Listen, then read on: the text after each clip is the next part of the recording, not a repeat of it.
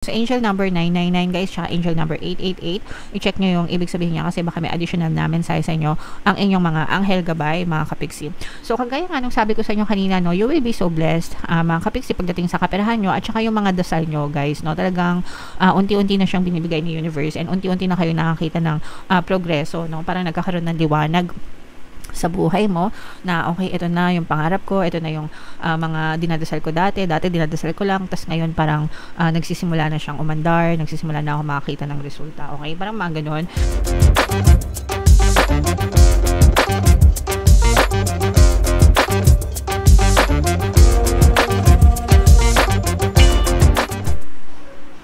Hello guys, hello Scorpio, welcome back to Pinay Pixie Tarot. Ang pamagat ng episode natin for tonight is Money Money Come to Me. Ito yung ating money reading mga kapiksi para sa Scorpio, Sun, Moon, Rising sign and Venus. So unahin natin tong deck na to guys. Tingnan natin yung mga money manifesting techniques para sa inyo mga kapiksi. So meron tayong achieve, mga kapiksi. Write down a list of all your career objectives ranging from the modest to the magnificent. Don't limit yourself or worry about how to achieve them. Simply do your best each day, keeping your thoughts focused on your goals. So, pag sinabing write down mga kapiksi, no, ibig sabihin nito sa manifesting, mga kapiksi, ito yung tinatawag na journaling or scripting mga kapiksi. Sa scripting, sinusulat nyo yung mga desires nyo sa isang notebook. Pwede rin sa mga tablet, sa mga gadgets, ganyan. Actually, kahit ano naman na desire nyo, hindi lang sa career mga kapiksi, pwede rin sa life, sa love life, or just anything mga kapiksi. Pero for the sake ng video na to, dahil ang focus natin ay career, no? Or money, isulat nyo yung mga career objectives nyo guys. So, ranging from the modest to the magnificent, no? So, let's say for example, yung mga gusto kong ma-regular sa trabaho, gusto kong matanggap sa trabaho ng ina-applyan ko, gusto ko magkaroon ng salary increase, maging manager, maging supervisor, gusto ko mag-abroad, yung mga ganon mga kapiksi. Gusto ko makapag-negosyo. Anything guys, no, na maisip mo regarding sa career mo or sa mga money objectives mo guys, no. And again, no, yung sinasabi ko na don't limit yourself nyo. Huwag nyong ilimit yung sarili nyo. Minsan kasi may mga times na iniisip natin na hindi ako matatanggap dyan sa trabaho na yan kasi kailangan college graduate. Hindi naman ako college graduate. So, marami akong kakilala guys, even sa promotion, no? Minsan may mga requirements na hindi napopromote kasi hindi college graduate, ganyan. Pero guys, no, as in, personal, may mga kilala ko na natatanggap sa trabaho, napopromote as manager, supervisor, kahit hindi sila mga college graduate, mga kapiksi. So, it's about their mindset, guys, no? Again, wag nyong ilimit yung sarili nyo sa kung ano yung pwede nyong ma-achieve sa buhay nyo dahil lang sa current situation nyo, mga kapiksi. Pwedeng ganyan yung buhay nyo ngayon, no? Pwedeng sabihin natin na kinakapos, naghihirap, pero hindi yan forever ganyan, guys. Hindi lang yan sa pagkilos, hindi lang yan sa sipag at syaga, hindi lang yan sa pagdadasal, guys.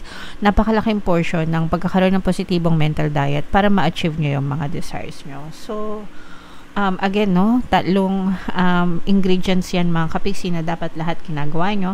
Pagdadasal, effort, yung pagkilos, and yung effort din sa pagkakaroon ng positibong mental diet mga kapiksi. Madalas kasi itong dalawa lang yung nagagawa natin, no? Dasal ng dasal, tsaka sipag ng sipag.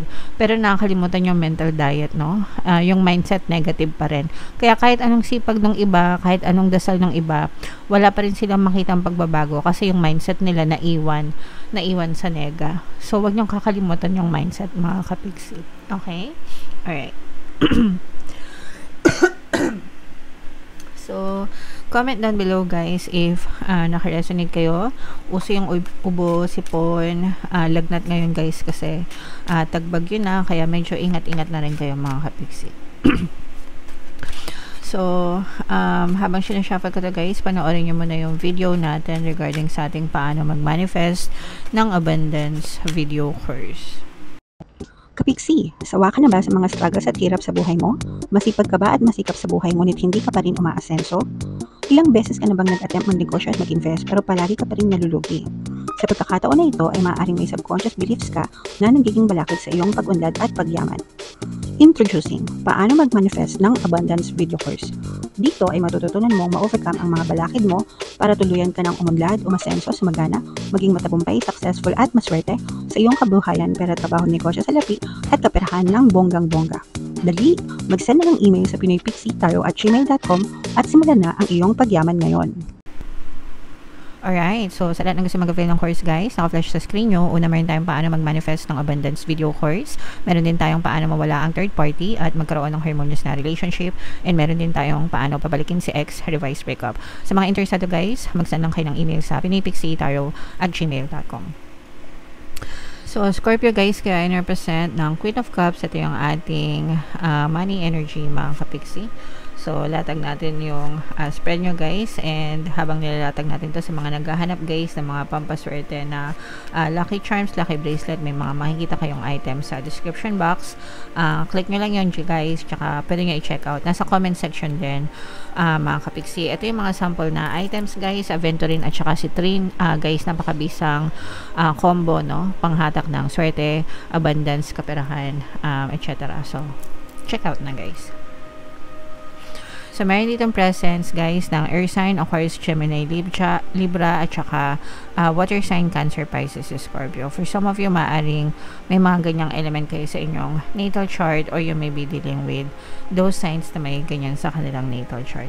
Ito mga kapiksi, nakikita natin na naghihirap yung iba sa inyo, pero itong mga paghihirap nyo, guys, malalagpasan nyo ito, matatapos ito, and mapapalitan ito ng mga blessings, no? So, ito yung mga sakripisyo nyo.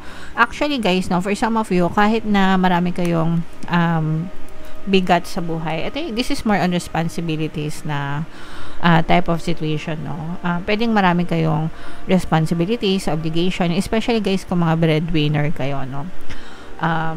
Baka marami kayong pinapakain, marami kayong pinapaaral, marami kayong expenses, mga kapiksi. Pero super blessed pa rin kayo sa buhay nyo, mga kapiksi, kahit na marami kayong mga expenses. And kahit na marami kayong mga pasan-pasan sa balikat nyo, hindi pa rin kayo, kumbaga parang hindi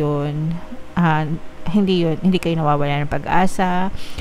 Bright, cheerful energy yung meron kayo, mga kapiksi, and patuloy pa rin kayong nagsisikap sa buhay nyo guys, and dahil sa patuloy nyo na pagsisikap, talagang mas lalo pa kayong binibless, mga kapiksi, especially kung talagang sinasaalang-alang mo yung mga pangailangan ng iyong pamilya, mga kapiksi. So ito yung energy ng blessings guys, no, and ito yung mga mini success guys, mga mini victory. So i-mind nyo na tong mga victory na to, ito mga blessings, more blessings yung papasok sa buhay nyo, mga kapiksi. Alright, merong mga offer na maaaring dumating sa inyo guys pagdating sa mga trabaho or kahit ano pang source of income, pero as of now guys, parang pinag-iisipan nyo pa ito.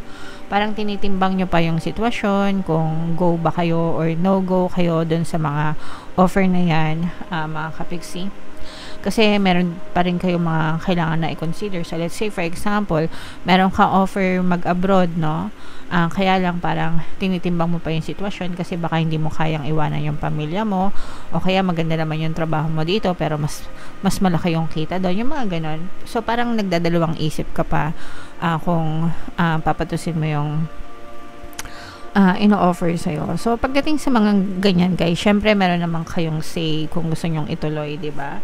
Minsan kasi hindi lang yan sa pera-pera, no? Marami kayong factor na kailangan i-consider, kagaya nga ng sabi ko, like family or environment, diba? Kung nasa ibang bansa ka pero hindi ka namang komportable, diba? So, yeah.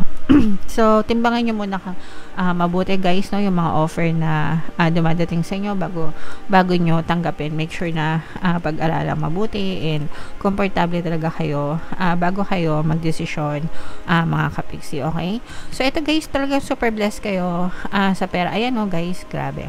Wait lang, ilatag ko muna lahat. napapagrabe agad ako dahil sa sobrang ganda ng mga nakikita natin. So, angel number 999 guys, tsaka angel number 888. I-check nyo yung ibig sabihin niya kasi baka may additional namin sa inyo ang inyong mga anghel gabay, mga kapiksi. So, kagaya nga nung sabi ko sa inyo kanina, no, you will be so blessed, mga kapiksi, pagdating sa kaperahan nyo at saka yung mga dasal nyo guys, no, talagang unti-unti na siyang binibigay ni universe and unti-unti na kayo nakakita ng progreso, no, parang nagkakaroon ng liwanag sa buhay mo na okay, ito na yung pangarap ko, ito na yung mga dinadasal ko dati dinadasal ko lang, tas ngayon parang nagsisimula na siyang umandar, nagsisimula na ako makakita ng resulta, okay, parang mga ganun. And again, no, you will be so blessed pagdating sa kaperahan guys. This is more money, more income, parang mas dumadami pa yung income nyo. And ang reason na to mga kapiksi is because masipag talaga kayo, no, as in A for effort kayo, mga kapiksi, and yung mga tulong na kailangan nyo, si universe mismo yung nagpapadala. So, ibig sabihin nito guys, move ni universe yung mga tao, bagay, sitwasyon. If you're always praying, if you're always affirming mga kapiksi, and sinasabayan nyo ng positibong mental diet, talagang si universe yung nagpapadala ng mga tulong sa inyo guys. Kaya kayo nakakatanggap ng mga progress, nakakita kayo ng mga pag-andar dun sa mga dinadasal nyo kasi minumove na yan ni universe, mga kapiksi. So, sikap lang guys, no, kagaya nga nung sabi ko kanina, dapat 3 pagdadasal, yung effort at saka positibong mental diet. So, lahat yung secret, hindi na yung secret guys kasi ilang beses ko na inuulit-ulit sa channel natin, no? So, pag pinagsabay-sabay nyo yung 3 guys, talagang magkakaroon kayo ng positibong resulta sa inyong physical reality. Basta tuloy-tuloy lang kayo palagi guys, okay? So, yeah, magkakaroon din ng mga magagandang bunga. Itong mga pagsisikap nyo guys, the universe is always helping you. Ito guys, imain-main nyo na lahat itong mga blessings na to, mga pagpapala na to, more money, more victory, mga kapiksi, no? Yung mga dreams nyo, pagsagot sa mga dasal nyo, yan, talagang super nice, super ganda, super positive ng reading para sa inyo, Scorpio. Okay? Alright. So, comment down below mga kapiksi if feeling nyo naka-resonate kayo sa reading nyo guys. And for more tarot readings, ito yung playlist nyo. Ito naman yung ating success stories ng paano mag-manifest ng abundance video course. Thank you for liking, sharing, and subscribing guys. See you next time. I love you all. Have a nice day. Bye-bye.